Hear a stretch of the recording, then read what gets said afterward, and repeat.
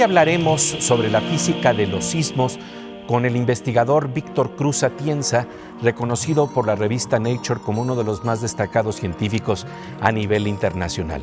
Conversaremos sobre nuevos modelos para entender lo que ocurre con la física de los sismos en el Valle de México. Los esperamos enseguida aquí en La Oveja Eléctrica en Canal 22.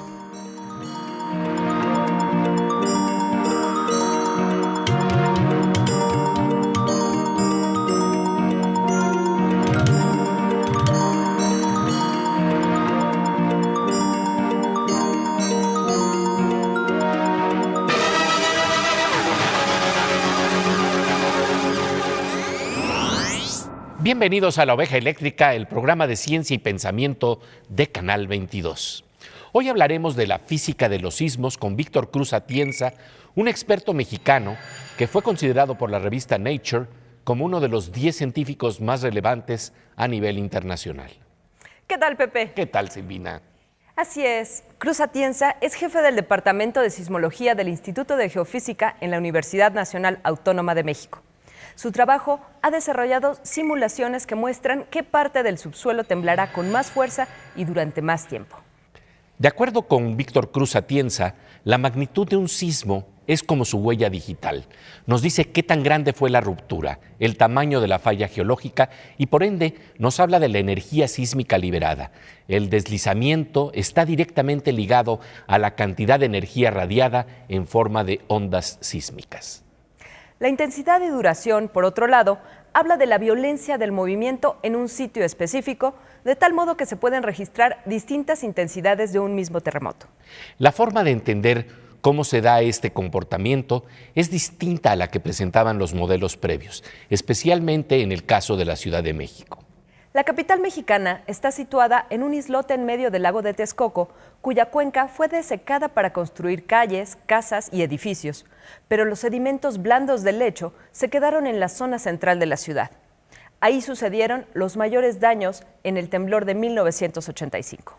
El consenso internacional más aceptado señalaba que el movimiento del suelo en la zona lacustre duraba tanto tiempo como el del movimiento fuera de esos sedimentos lacustres en zona firme alrededor de la cuenca. Sin embargo, el modelo que desarrolló Cruz Atienza con sus colaboradores mostró que la física de lo que realmente sucede es distinta. De ello conversa en una interesante entrevista con Pepe Gordon.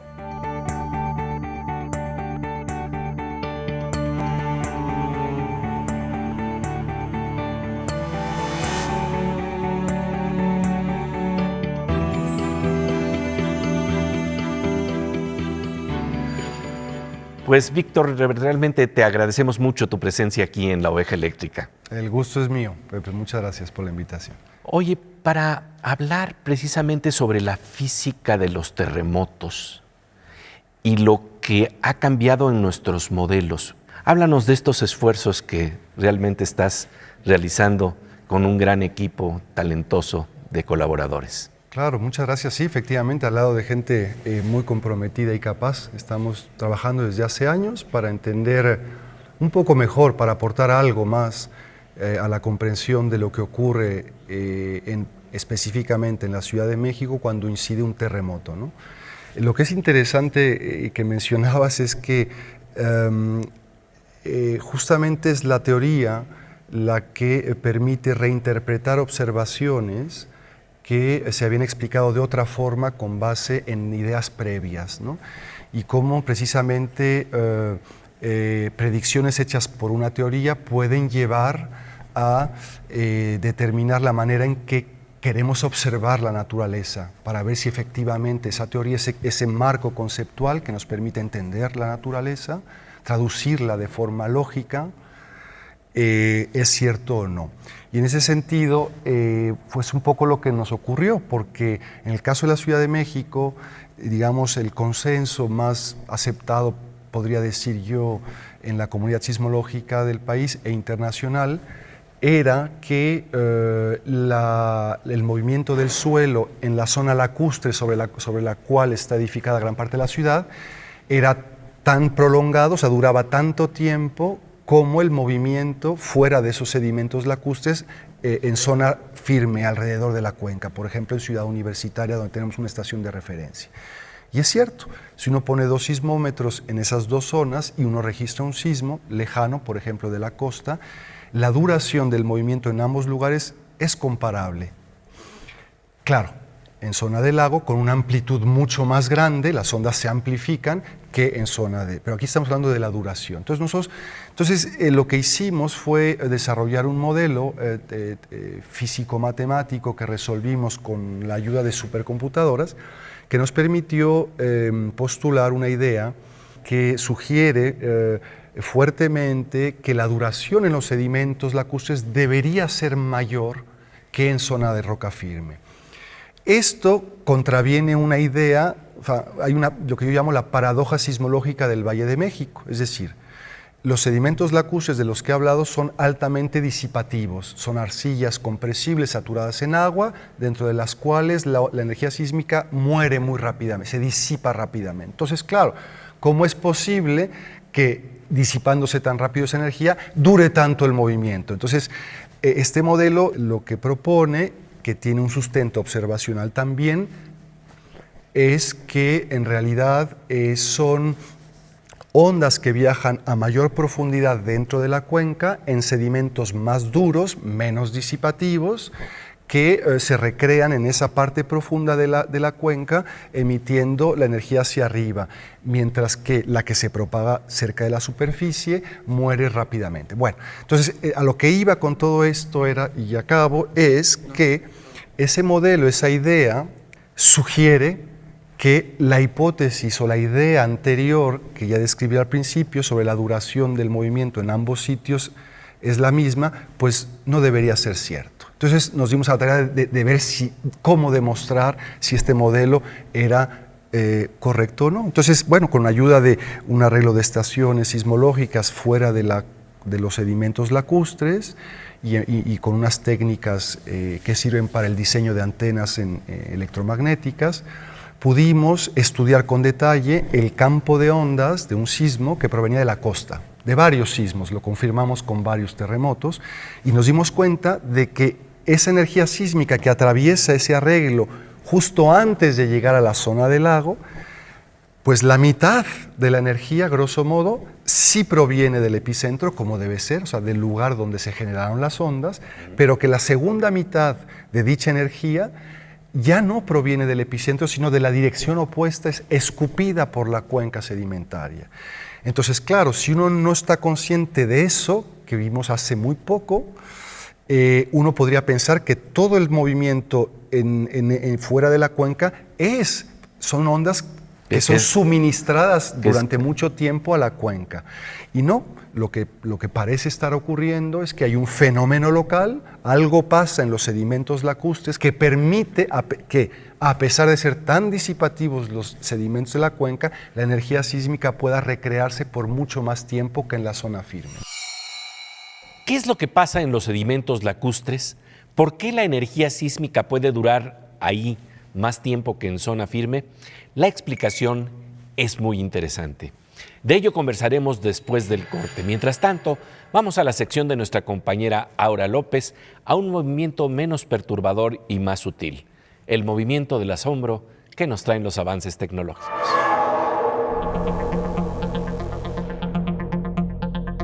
Pues querida Aura, a veces nos lleva a escenarios no deseados el avance de la tecnología. En este caso, de lo que nos vas a platicar, está relacionado con Big Brother, pero de una manera más intrusiva de la que nos imaginábamos. Pues podría ser. Lo que pasa es que ya sabes que la moneda siempre tiene dos lados, caras. dos caras la moneda. Y en esta ocasión tienes un punto muy importante porque el ejemplo que les traigo es un robot policía y ya existe, está en Estados Unidos. Lo que sucede con estos robots es que no buscan reemplazar al policía, pero buscan ayudarlo en cierta forma, pues tienen cámaras que graban en 360 grados, tienen GPS obviamente y son autónomos y su misión es cuidar los vecindarios, los centros comerciales, estar al pendiente de que todo esté en orden. pero ¿quién está detrás de eso y quién le puede dar uso a toda esa material de video de que te estén grabando, que estás haciendo los movimientos? Eso es como un poco lo que tenemos que pensar, pero cada vez es más o va a ser más común ver este tipo de dispositivos dentro de nuestro día a día. Pues como siempre, encantados de encontrarnos aquí contigo, querida Aura, en La Oveja Eléctrica. Muchas gracias a ti, Pepe. Después del corte, regresamos a La Oveja Eléctrica, en donde estamos conversando con Víctor Cruz Atienza sobre la física de los sismos y un nuevo modelo que nos permite entender por qué dura más un sismo en el Valle de México.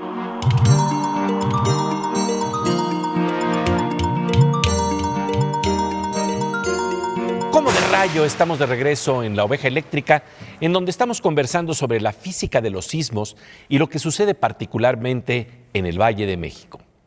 En los sedimentos lacustres, la energía sísmica debería morir rápidamente, disiparse de manera comparable con lo que sucede en tierra firme. ¿Por qué dura tanto el movimiento en la Ciudad de México? Víctor Cruz Atienza, jefe del Departamento de Sismología del Instituto de Geofísica en la UNAM, conversa con Pepe Gordon sobre la física que se da en este fenómeno.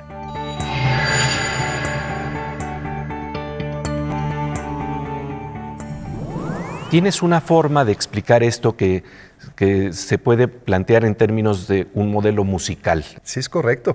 Es decir, cuando uno pulsa la cuerda de una guitarra, esta vibra. Pero vibra de diferentes formas simultáneamente. Es decir, hay un modo fundamental de vibración de la cuerda que emite la frecuencia más baja sonora. Y sobre esa vibración hay otras de más alta frecuencia que emiten tonos más agudos, que se llaman sobretonos. Lo mismo pasa con las ondas sísmicas, ¿no?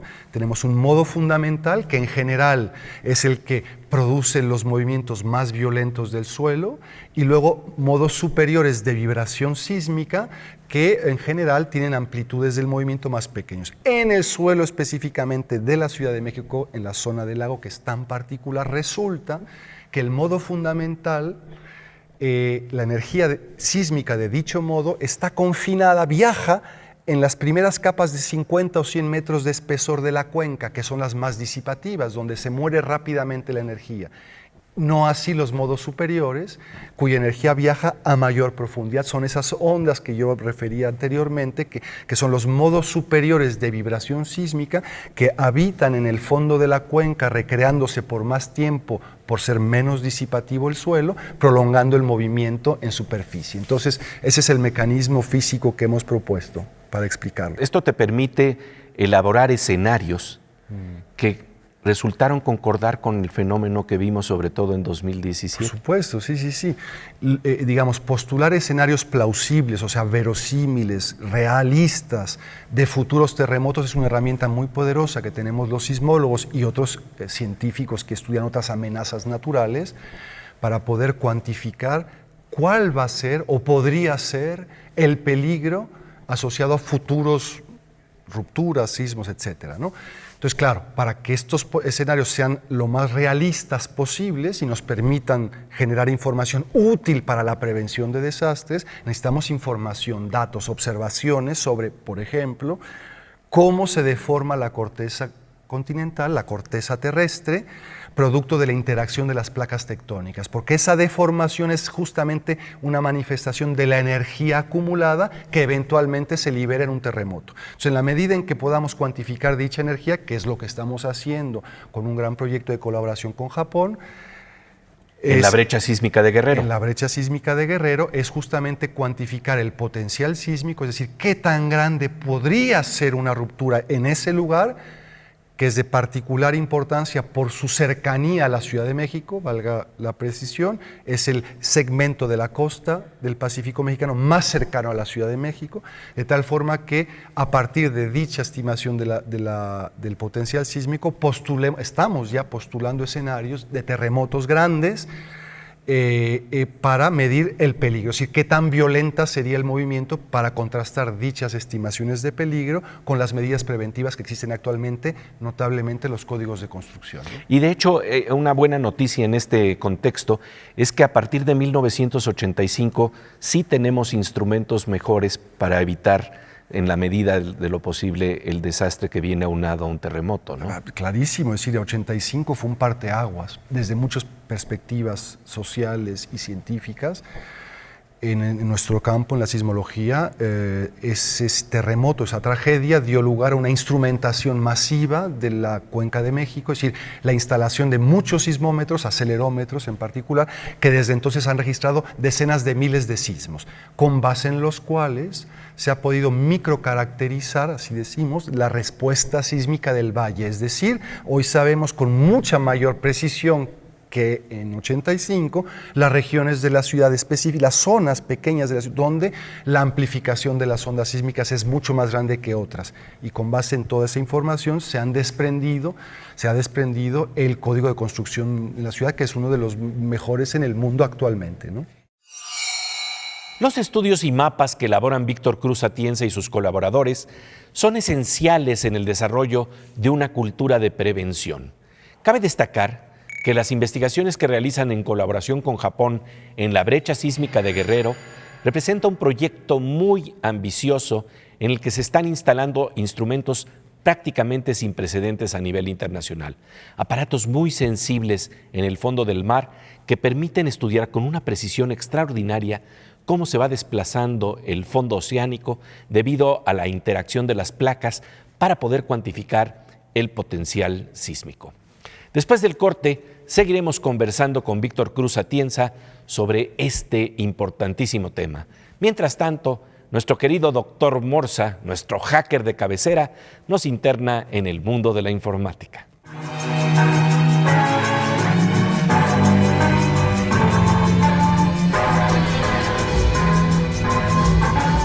Pues querido doctor Morsa, qué gusto encontrarnos. Gracias, Pepe. Oye, estamos hablando hoy de la ciencia de los sismos, la física que está involucrada en los sismos, y el problema es que estamos ante la ciencia de la complejidad. Bueno, el problema es muy complejo, no se tiene conocimiento de todas las variables, se ha tratado de predecir muchas veces y es un problema que tiene que ver con sistemas que no son lineales. Y cuando el sistema no es lineal, no es tan fácil de estudiar. Los sistemas lineales son maravillosos porque son muy sencillos, pero ya cuando no hay linealidad es un problema, ¿no? En el caso de los sismos, se han hecho muchos modelos y los chinos tenían un modelo interesante de predicción y tenía que ver con un montón de factores de la física, ¿no? Por ejemplo, había ciertos gases que se aparecían en lugares donde aparentemente iba a haber un sismo, horas antes o días antes. Y los chinos en algún momento encontraron que podían predecir un sismo. Y entonces desalojaron a 100,000 personas de una comunidad y tembló. Y entonces los chinos estaban felices, decían, ya lo hicimos, ya sabemos cómo hay que hacerle, ¿no? Y a los 15 días tembló en otro lado en China, sin previo aviso, sin ningún aviso de nada.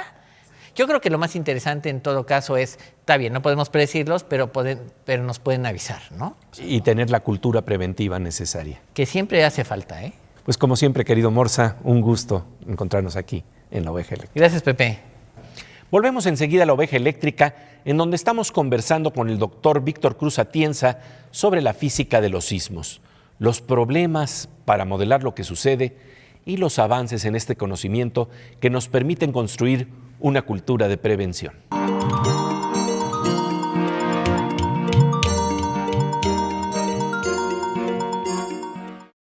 Como de rayo, estamos de regreso en La Oveja Eléctrica, en donde estamos conversando sobre la física de los sismos y cómo el conocimiento nos abre una cultura más desarrollada de prevención.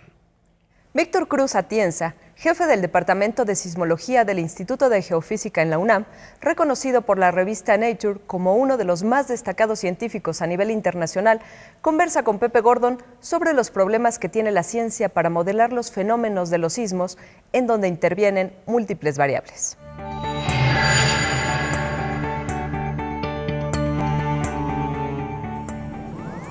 Y todo este estudio te abre también a la fragilidad profunda que tenemos ante la naturaleza, ¿no? De cómo en un momento dado algo se puede desencadenar con factores y variables que son mínimas y que sin embargo pueden tener repercusiones amplias. Háblanos de eso que me parece que es esencial en tu trabajo. Sí, comentábamos hace un momento que hablábamos del efecto mariposa y son fenómenos regidos por leyes que decimos nosotros altamente no lineales, donde pequeñas perturbaciones pueden llevar a un escenario, un desenlace muy diferente al que hubiera ocurrido sin esa perturbación. En los terremotos pasa algo parecido. La física de los sismos es altamente no lineal, tal forma que es compleja. Ahora, la sismología es la pieza angular a partir de la cual nace cualquier estrategia de prevención. ¿Cuál es el objetivo entonces? Pues reducir al máximo el riesgo al que estamos expuestos debido a ese fenómeno natural que son los sismos. Porque resulta que el riesgo depende de dos cosas fundamentales. Una que es la amenaza sísmica, el fenómeno per se, los terremotos, que en este caso seguirán ocurriendo siempre, y por otro lado, la vulnerabilidad que tengamos ante dicho fenómeno. O sea, qué tan probable es que nos cause un daño, un efecto negativo, dicha amenaza. Ahí es donde las sociedades tienen toda la injerencia para reducir el riesgo. Si somos vulnerables, como lo fuimos en 85 notablemente, el riesgo es muy grande y se traduce en un desastre cuando ocurre un sismo. Pero si nuestra vulnerabilidad es pequeña o nula, a pesar de que la amenaza sea grande, el riesgo va a ser nulo. De hecho, el proyecto que estamos haciendo con Japón, que está abriendo una nueva era de instrumentación en México, es decir, que está permitiendo ahora instalar estaciones en el fondo del mar, puede, si hay voluntad política y visión de la gente que tiene capacidad de decisión en este país y que le importe la prevención, podría dar lugar, y es lo que estoy promoviendo lo más posible, a un sistema de observación en el fondo del mar que mejore muchísimo, muy significativamente al menos, los sistemas de alertamiento temprano de terremotos y de tsunamis. No lo mencioné, pero en este proyecto estamos desarrollando modelos grandes de tsunamis también. ¿Y para qué? Para medir las zonas que se inundarían en toda la costa del Pacífico con modelos complejos, físicos, para determinar las zonas de peligro y proporcionar al atlas de riesgo del Centro Nacional de Prevención de Desastres y a todas las instancias de gobierno con las que estamos en comunicación para ayudar a la población. Tenemos mucho que hacer, que estamos tratando de hacer para precisamente que esa fragilidad de la sociedad desaparezca, ¿no? Pues Víctor Cruz Atienza, de verdad te agradecemos muchísimo tu presencia aquí en la Oveja Eléctrica. Muchas gracias, al contrario, Pepe. Con gusto. Entre las grandes losas despedazadas, los muros hechos añicos, los pilares, los hierros, de pronto vi intacta, ilesa, la materia más frágil de este mundo, una tela de araña. La entrañable y fina mirada de José Emilio Pacheco. Tenemos mucho que aprender de la naturaleza, tenemos mucho que hacer, saber cómo se producen las rupturas de las fallas geológicas, cómo se comportan las diferentes capas de los subsuelos.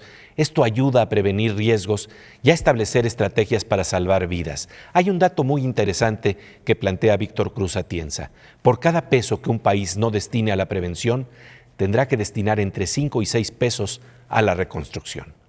Por eso es importante saber que tenemos en México expertos de la calidad humana y profesional de Cruz Atienza. Así, queda más que clara la necesidad de apoyar profundamente su labor y la de su gran equipo de trabajo. Pasamos ahora a una sección que literalmente nos abre la mirada. Veo, con nuestra querida Miriam Moscona.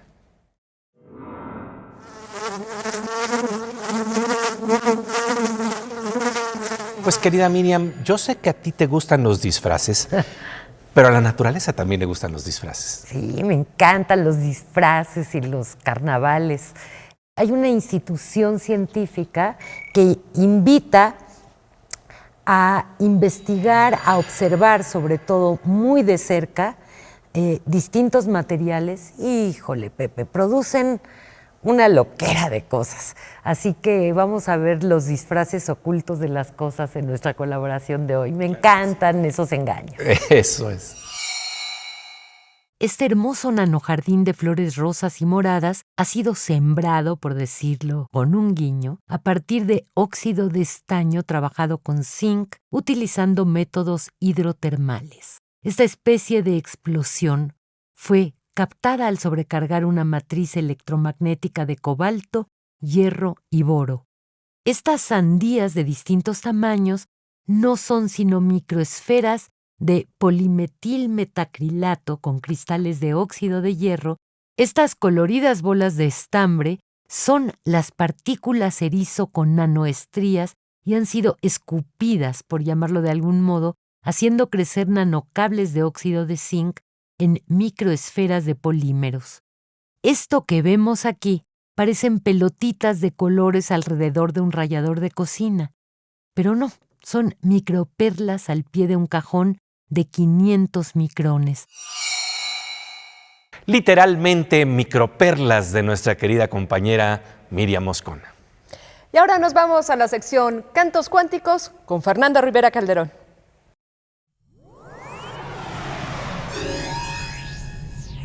Pues querido Fernando Rivera Calderón, fíjate que el novelista David Grossman decía que la mayor ilusión es que todo está estable. Pero es una ilusión, ¿eh? Es una ilusión. Sobre todo yo me tomé ahorita 3 cafés y ve cómo antes, ya no puedo parar de temblar. Y en nuestras relaciones interpersonales todo siempre está temblando. Bueno, desde el beso trémulo, ¿no? Desde el leve temblor hasta el cataclismo del corazón que te puede llevar hasta el infarto, ¿no? Todo el universo tiene esto que podríamos llamar no estabilidad, está temblando. Pues disfrutémosla, aprendamos a vivir en esa no estabilidad, en esa vibración constante. Para eso hice esta canción, así que pueden todos Empezamos comenzar ya. a hacer una pequeña vibración. Todo está temblando, todo el tiempo está temblando, todo está temblando, todo el tiempo está temblando. Yo lo siento, lo presiento, lo resiento, así temblando, nada nunca se está quieto. Todo vibra, todo inquieto, todo tiembla y no retiembla y el temblor me está ablandando. Y es que todo está temblando, Y es que todo está temblando. si tiembla es porque existe, y si existe es porque tiembla, y es que todo el universo tiene frío y de eso tiembla, y si tiembla es porque existe, y si existe es porque tiembla, y es que todo el universo tiene frío y de eso tiembla. Todo está temblando, todo el tiempo está temblando, yo lo siento, lo presiento, lo resiento, así temblando, nada nunca se está quieto, todo inquieto, todo tiembla y no se tiembla, y el temblor me está ablandando, y es que todo está temblando, y es que todo está temblando, y es que todo está temblando, y es que todo está temblando. No está temblando, ¿verdad? No. No, mi querido No, Fer. no, es... No. creo que es el estudio. Creo que es la cámara. Creo que es el universo, mi Creo que es querido. el universo. El universo siempre tiembla, pero lo bueno es que, a pesar de todo, yo creo que siempre nos encontraremos, o por lo menos en la próxima, en este espacio en donde tiembla con la vibración de La oveja eléctrica.